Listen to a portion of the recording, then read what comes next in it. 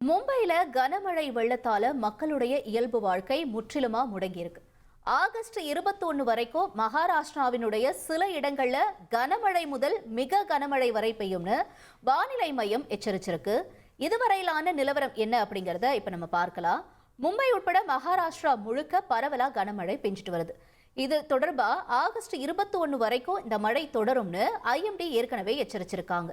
இதற்கான காரணம் வங்காள விரிகுடாவில் இருக்க குறைந்த காற்றழுத்த தாழ்வு பகுதி, தொடர்ந்து அதனுடன் தொடர்புடைய சூறாவளி சுழற்சி, அப்புறம் கிழக்கு மேற்கு வெட்டு மண்டலம் ஆகியவற்றோட கொங்கன் பகுதி முழுக்கவுமே கனமழை முதல் மிக கனமழை பெய்யும்னு எதிர்பார்க்கப்படுது. இதுதான் IMD மும்பை தலைவர் சுபாங்கி பூட் தெரிவிச்சிருக்கக்கூடிய தகவல். ஆகஸ்ட் 18 அன்னைக்கு காலை 10:30 மணிலிருந்து, அதாவது ஆகஸ்ட் 19 2025 காலை வரைக்கும் சுமார் தானே மாவட்டத்தில் மட்டும் 146.4 மில்லிமீட்டர் மழை கல்யாண் பகுதியில் பதிவாகிருக்கு. பிவாண்டி பகுதியில் 113.7 மில்லிமீட்டர் வரைக்கும் மழை பதிவாகிருக்கு. இதுக்கு பதில் அளிக்கிற விதமா நவி மும்பை, தானே, பால்கர், அப்புறம் மீரா, பயந்தர் இந்த மாதிரியான நகரங்கள்ல பல்வேறு இடங்கள்ல பள்ளிகள் மற்றும் கல்லூரிகளுக்கும் விடுமுறை அறிவிச்சிருக்காங்க. மும்பையினுடைய பல்கலைக்கழகம் செவ்வாய்க்கிழமை நடைபெற இருந்த 32 தேர்வுகளை ஆகஸ்ட் 23ஆம் தேதி வரைக்கும் ஒத்தி வச்சிருக்காங்க. மீனவர்களுக்கான எச்சரிக்கையும் விடுக்கப்பட்டிருக்கு.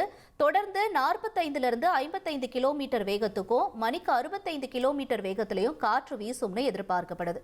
இந்த காலகட்டத்தில் மீனவர்கள் இந்த பகுதிகளுக்கு போறதை தவிர்க்கணும்னு ஏற்கனவே வானிலை ஆய்வு மையம் எச்சரிக்கையும் விடுத்திருக்காங்க.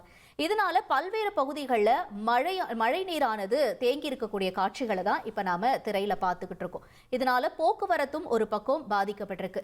ஹிந்த் மாதா, பரேல் பகுதியில பாதுகாப்பு படையினரும் குவிக்கப்பட்டிருக்காங்க. ஒரு பக்கம் மும்பை பகுதியில் பெஞ்சிருக்கக்கூடிய மழையினால மக்கள் அங்க ரொம்ப ஜாலியா நீச்சலும் அடிச்சுக்கிட்டு இருக்காங்க. அந்த காட்சிகள் எல்லாமே கூட வெளியாகிருக்கு.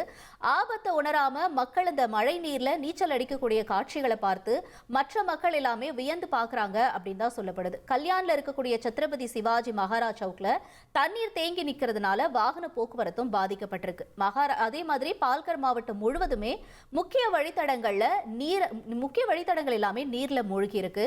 தொடர்ந்து கனமழை தீவிரம் அடைஞ்சிட்டு வரதுனால இன்றைய நிலவரப்படி, அதாவது செவ்வாய்க்கிழமை நிலவரப்படி பல்வேறு இடங்கள் நீர்ல மூழ்கி இருக்கு அப்படின்னு தான் சொல்லணும். நம்ம 2 வாரத்துக்கு முன்னாடி பார்க்கும் பொழுது, அதாவது தாராளி பகுதி எப்படி நிலச்சரிவால பாதிக்கப்பட்டுச்சோ, அடுத்தபடியாக காஷ்மீர் பகுதியிலையும் நிலச்சரிவால பாதிக்கப்பட்டிருந்தது.